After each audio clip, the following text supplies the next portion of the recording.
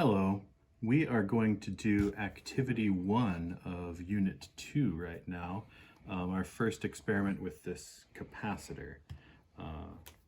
So hopefully you've seen the video where I show how capacitors are constructed. There are two conductors inside that are not touching each other. So there is no continuous conducting pathway between right here and right there. Now you notice that I had this green wire on here, and for safety reasons, I always store my capacitor with this one wire clipped onto both terminals of the capacitor. Maybe we'll see why I do that sometime in the future. But right now, if you look at your paper for activity 1, the first question then is, what do you suppose is going to happen?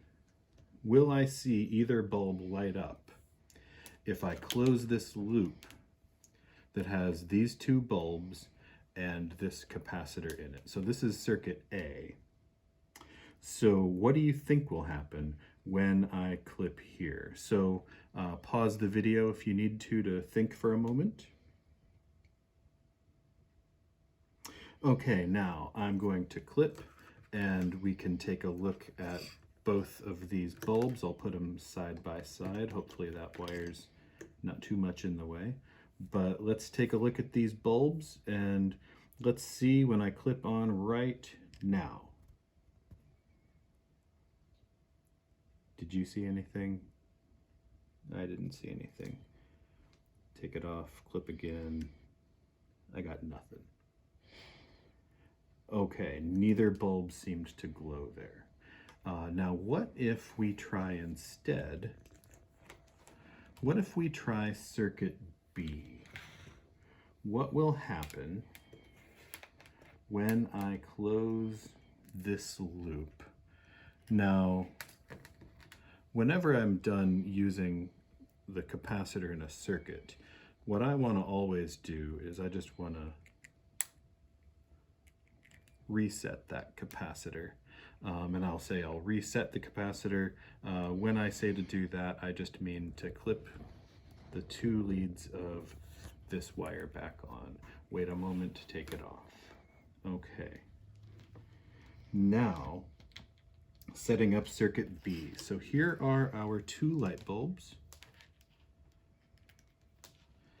And we want to see what's going to happen to these two light bulbs when I complete this circuit. And I'm going to do that. First, we want to make sure those aren't touching. Any predictions, pause if you need to stop and think. And I'm going to clip right now. Now the bulbs aren't glowing now, but did you see that they did come on very briefly? If you missed that because you were looking at my hand or something, go back and check. These bulbs came on and then they went back out. And that seems kind of weird to me because I know that there is not a complete loop inside of there. But I think that's what I saw. So let's go back and double check. You know, I want to reset this capacitor. So reset it and then we can try again. Oh, did you see? I saw a spark there. I don't know if you saw a spark, but I saw a big old spark there, which maybe is why I choose for us to reset the capacitor like that.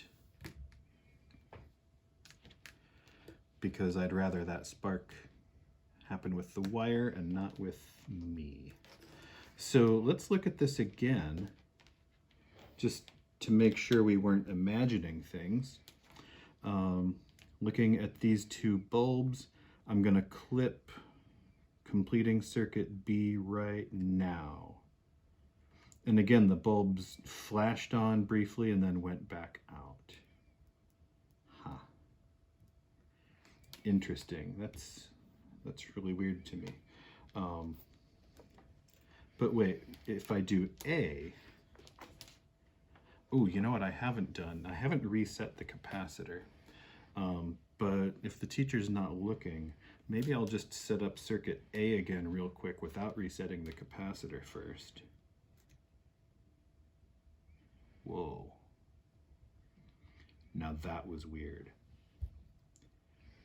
There is no battery in this circuit. I didn't reset the capacitor, and I set up circuit A, and my bulbs flashed anyway. That is, I think some of these things maybe don't match up with what we think we already know from Unit 1. So I'm thinking that maybe some of our ideas from Unit 1 are going to need some revision, because this is pretty confusing in light of what we already know. We'll have to figure that out soon. Okay, thanks. Bye.